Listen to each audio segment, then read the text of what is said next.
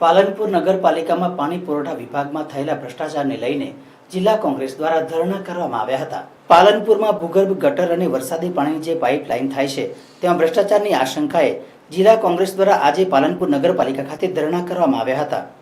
જિલ્લા કોંગ્રેસ પ્રમુખ સહિત નગરપાલિકાના કોંગ્રેસના ચૂંટાયેલા કોર્પોરેટર અને કોંગ્રેસી અગ્રણીઓ આ ધરણામાં જોડાયા હતા। તેઓએ નગરપાલિકા ખાતે સૂત્રોચ્ચાર કરી રજૂઆત કરી હતી। પાલનપુર શહેરમાં નગરપાલિકામાં કામોમાં ભ્રષ્ટાચાર થતો હોવાની રાવ કરી હતી અને નગરપાલિકા અને ભાજપ સરકારની આડે હાથ લીધા હતા।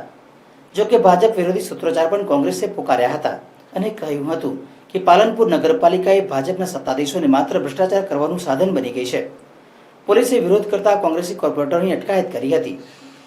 બાઇટ ભરતસિંહ સોલંકી, જિલ્લા કોંગ્રેસ પ્રમુખ। બાઇટ આશા રાવલ, કોર્પોરેટર, પાલનપુર નગરપાલિકા। જો કે પાલનપુર નગરપાલિકા કોંગ્રેસના ધરણાની બાબતથી અજાણ છે, કારણ કે કોંગ્રેસના કોર્પોરેટર હોય અથવા એ તેમના આગેવાનોએ નગરપાલિકાને કોઈ પણ પ્રકારની રજૂઆત કરી નથી અને સીધો ધરણાનો કાર્યક્રમ ગોઠવી દીધો છે। જો કે નગરપાલિકાના ચીફ ઓફિસરે કહ્યું કે કોંગ્રેસના આગેવાનો અથવા તેમની કોર્પોરેટરની રજૂઆત હશે તો સાંભળીશું અને ત્યારબાદ તેની યોગ્ય કાર્યવાહી પણ થશે।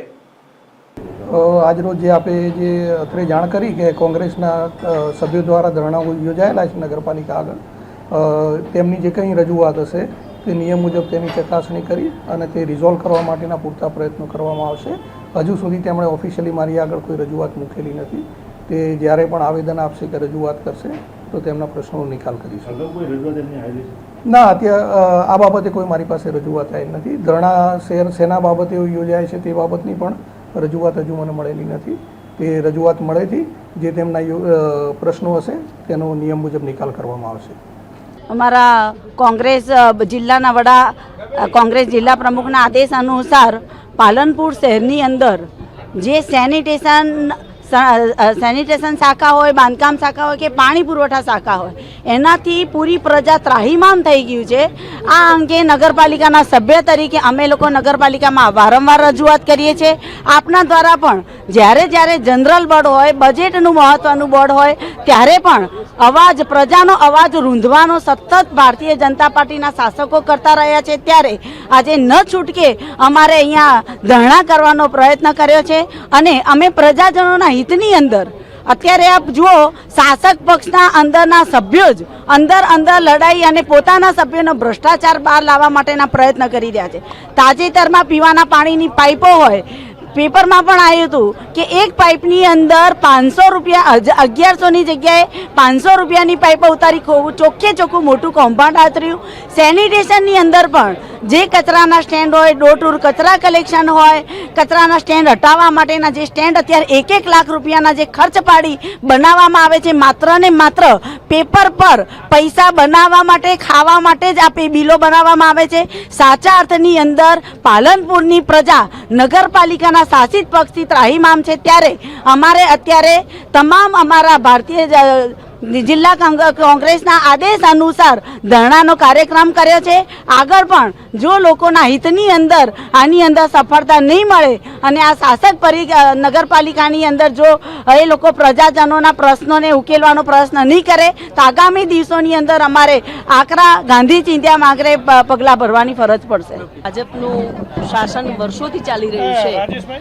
પાલનપુરને જે વહીવટ ચલાવે છે એને પાલિકા કહે છે, પણ એ પાલનપુર નગરપાલિકા નહીં પણ પાલનપુર વિનાશક પાલિકા આખી બની ગઈ હોય એવું લાગે છે। લોકો કેટલા હેરાન છે, પરેશાન છે, લોકોની કોઈ વાત સાંભળતું નથી। ચૂંટાયેલા કોર્પોરેટરો પોતાની મસ્તીમાં મસ્ત છે। અમારા નગરપાલિકાના જે ચૂંટાયેલા કોર્પોરેટરો છે એ અવાજ ઉઠાવે છે, જ્યારે ત્યારે બોર્ડમાં પણ વાત મૂકવાનો પ્રયત્ન કરે છે તો ફટાફટ બહુમતીના જોરે બોર્ડ આટોપી લેવામાં આવે છે। બધું જ મંજૂર એમ કરીને એમને મનગમતા ઠરાવો કરી દે છે। પત્રકારો, તમારા જેવા ફિલ્ડ રિપોર્ટરો જ્યારે સાચો રિપોર્ટ મૂકે છે એમને પણ દબાઈ દેવામાં આવે છે અને વારંવાર રજૂઆત છતાં અત્યારે પાલનપુરની ફૂલોની નગરીની દશા ગટરની નગરી જેવી બનાવી દીધી છે। આ નગરપાલિકાના જે ભાજપના કોર્પોરેટરો છે એમના માથે જેમ પાલનપુરમાં રખડતા ઢોરો અને આખલાઓના માથે કોઈ નાથ નથી, એમ આમના ભ્રષ્ટાચારના માથે પણ કોઈ નાથ નથી એવું લાગે છે। પાલનપુરની પ્રજા એ ખૂબ સક્ષમ છે, જાગૃત છે અને આ વખતે એ જે ભ્રષ્ટાચારની વગર નાથના આ જે ચરવા ટેવાયેલા છે એમને પાલનપુરની પ્રજા નાથ નોખશે એવી અમને અપેક્ષા છે. આજે અમને ખૂબ મર્યાદિત અને એકદમ સંયમિત રીતે આ વાત અમારી રજૂ કરીએ છીએ. ભવિષ્યમાં આનું આ ચાલશે તો પ્રજાના હિત ખાતર ભૂતકાળમાં પણ કોંગ્રેસે હંમેશા અંગ્રેજો સામે પણ અવાજ ઉઠાવનારો આ પક્ષ આજે આ ભ્રષ્ટ શાસનમાંથી પાલનપુરને નાબૂદ છોડાવવા માટે જેટલો શક્ય છે એટલો પાલનપુરની પ્રજાનો સાથ લઈ અને અમે વધારેમાં વધારે અવાજ ઉઠાવીશું. આજનો પ્રસંગ એ તમે બધા ફિલ્ડ રિપોર્ટરો તમને પણ ત્રાસ હશે જ, કારણ કે તમે પણ પાલનપુર શહેરમાં રહો છો. પાલનપુરની પોલીસ પણ અહીં રહેશે, એ પણ નગરપાલિકાથી ત્રસ્ત હશે જ. એટલે તમે પાલનપુર શહેર કોંગ્રેસ સમિતિ અને અમારા નગરપાલિકા વિપક્ષના નેતા અને કોર્પોરેટરો દ્વારા આજે ધરણાનો કાર્યક્રમ કરવામાં આવ્યો છે. પાલનપુરની આપ જોઈ શકો છો કે નગરપાલિકા ભારતીય જનતા પાર્ટીના શાસકોના હાથમાં જ્યારથી પાલનપુરનું શાસન આવ્યું છે ત્યારથી સતત ભ્રષ્ટાચાર આપ જોઈ શકો છો. ટ્રાફિકની સમસ્યા હોય, આરોગ્યની સમસ્યા હોય, પાણીની સમસ્યા હોય, ગટરની સમસ્યા હોય. આજે પાલનપુર શહેર કે જેને આપણે કહી શકતા હતા કે એક પાલનપુર શહેર એટલે સમૃદ્ધ નગરી, સ્વચ્છ નગરી, અને પાલનપુરમાં જ્યારે કોંગ્રેસનું શાસન હતું ત્યારે નગરપાલિકામાં ખૂબ સારો વહીવટ હતો.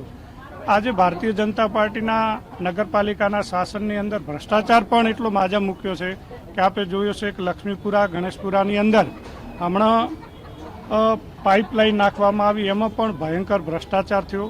જે ગેજની પાઇપલાઇન નાખવી જોઈએ એની જગ્યાએ નાની હલકી ગુણવત્તાની પાઇપલાઇનો નાખી અને એમના પૂર્વ નગરપાલિકાના ચેરમેને જ્યારે આ પ્રશ્ન ઉપાડ્યો ત્યારે અમારા વિરોધ પક્ષના નેતાશ્રીને સમગ્ર અમારા નગરપાલિકાના કોર્પોરેટરોએ પણ ચીફ ઓફિસરને વિનંતી કરી હતી કે આ બાબતે આ ભ્રષ્ટાચારને ઉજાગર કરો. આજે પાલનપુર શહેરની પ્રજા ત્રાહિમામ છે, ખૂબ ભયંકર રીતે ભ્રષ્ટાચાર થઈ રહ્યો છે, ત્યારે એના વિરોધમાં અમે આજે ધરણાનો અને પ્રતિક ઉપવાસનો કાર્યક્રમ કર્યો છે. નગરપાલિકા ચીફ ઓફિસરને પણ અમે એક આવેદનપત્ર આપવાના છીએ. અમારી જે માંગણીઓ અને જે આક્ષેપો છે એની તટસ્થ તપાસ થાય અને જો આ ભ્રષ્ટાચાર બંધ નહીં કરવામાં આવે તો હજી અમે ગાંધી ચિંધ્યા માર્ગે પણ આંદોલન કરશું. આજે તો અમે માત્ર પ્રતિક ધરણા કર્યા છે અને નગરપાલિકાના વહીવટદારોને વિનંતી કરી રહ્યા છીએ કે પાલનપુરને સારો અને શુદ્ધ વહીવટ આપો.